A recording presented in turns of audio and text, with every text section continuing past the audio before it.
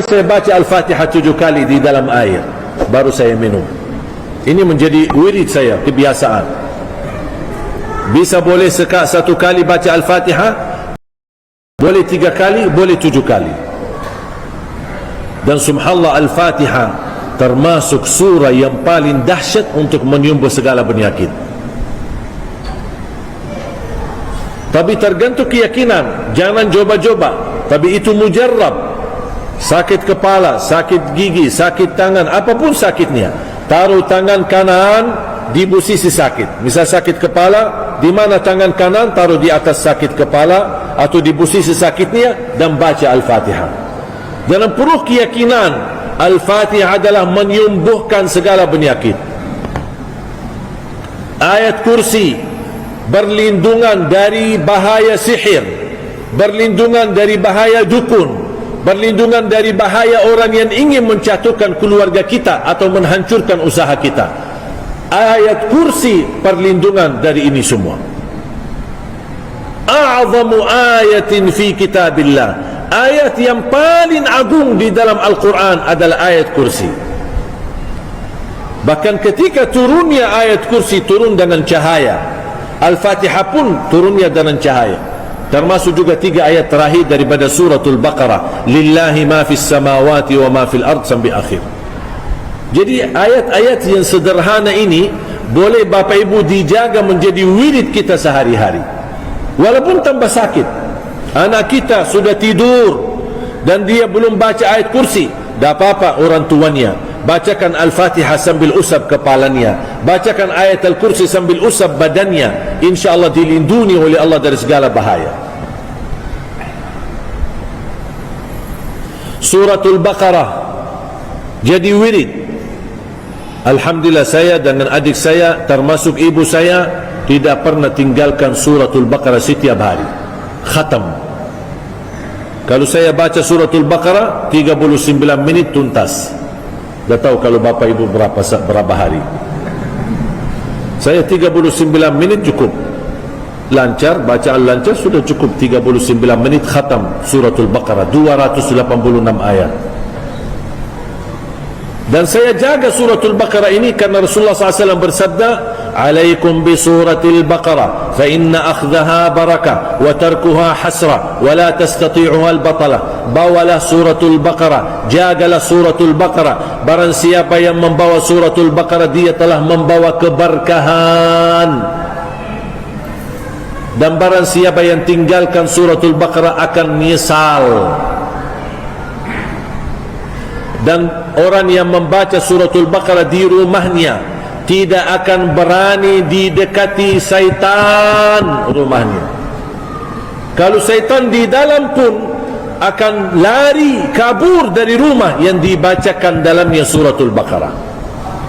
Mohon maaf Bapak Ibu, mungkin merasa berat atau masih berbata-bata atau sulit membaca Suratul Baqarah, silahkan buka Al-Quran dan hidupkan YouTube Suratul Baqarah, atau CD, atau MP3, atau dari HP, setelkan Suratul Baqarah sambil buka Al-Quran, sambil simak. Masa pun simak tidak bisa sih? Dengar, insyaAllah tidak lama. Dan ini menjadi wasilah. Pertama, kita dapat pahala. Yang mendengar sama pahalanya sama yang membaca. Setiap satu huruf 10 kebaikan. Yang kedua, Allah turunkan keberkahan di rumah kita dan keluarga kita. Yang ketiga, tidak ada syaitan dan jin berani dekati rumah tersebut.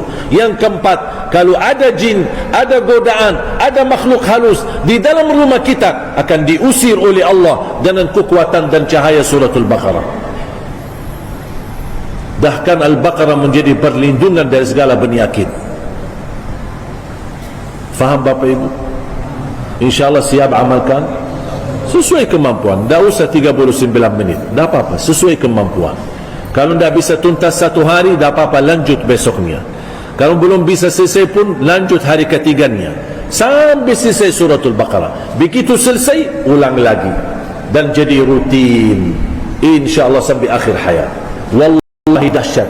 Berkah rizki, berkah umur, berkah keluarga, berkah rumah, dan dijauhkan oleh Allah dari segala bahaya dan keburukan. Tak ada yang lebih bahaya daripada sihir, dan dukun, tapi Allah selamatkan dari godaan makhluk halus dan syaitan dan jin, apalagi godaan manusia. Al-Baqarah itu dahsyat. Ayat kursi satu ayat, kalau kita jaga setiap habis salat fardu, akan dapat jaminan masuk surga. Cuba ayat satu ayat. Makanya saya sering ingatkan jamaah, kalau anda buru-buru, ada urusan, ada kerjaan, ada meeting,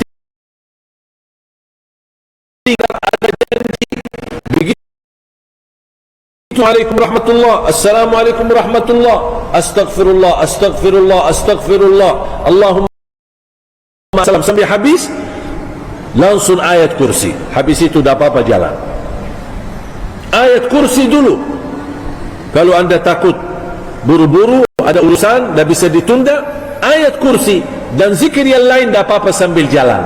Subhanallah 33 sambil naik motor, sambil jalan kaki, Alhamdulillah 33, Allah Akbar, dah apa-apa boleh sambil jalan.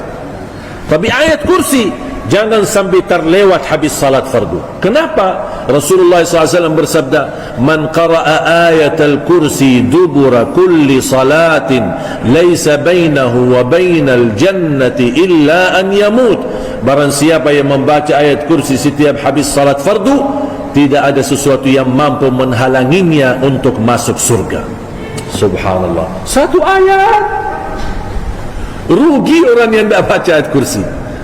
Dan ketika mau tidur, baca ayat al-kursi satu kali. Rasulullah SAW bersabda, man qara ayat al-kursi inda an-naum kana lahu min Allahi hafiz wa la yaqrabahu syaitan. Barang siapa yang membaca ayat al-kursi ketika mau tidur, akan dilindungi dan dijaga Allah dan tidak akan didekati oleh syaitan. Jangan digoda, didekati aja tidak bisa. Tolong tanamkan cinta ayat al-kursi kepada anak-anak kita. Bapak ibu mohon doa restu. Saya harap semua yang hadir berkenan terlibat dalam perjuangan mencetak 1 juta penghafal Al-Quran. Mudah-mudahan bapak ibu berkenan menjadi keluarga besar Ahlul Quran. Mungkin kita bisa gagal menjadi penghafal Al-Quran, tapi insya-Allah sedekah kita, infak kita, perjuangan kita, fisik kita, tenaga kita, ilmu kita, apapun yang kita bisa berikan untuk Al-Quran, mudah-mudahan menjadi saksi baik dan tertulis nama kita mendapatkan syafaatnya Al-Quran. Amin ya rabbal alamin.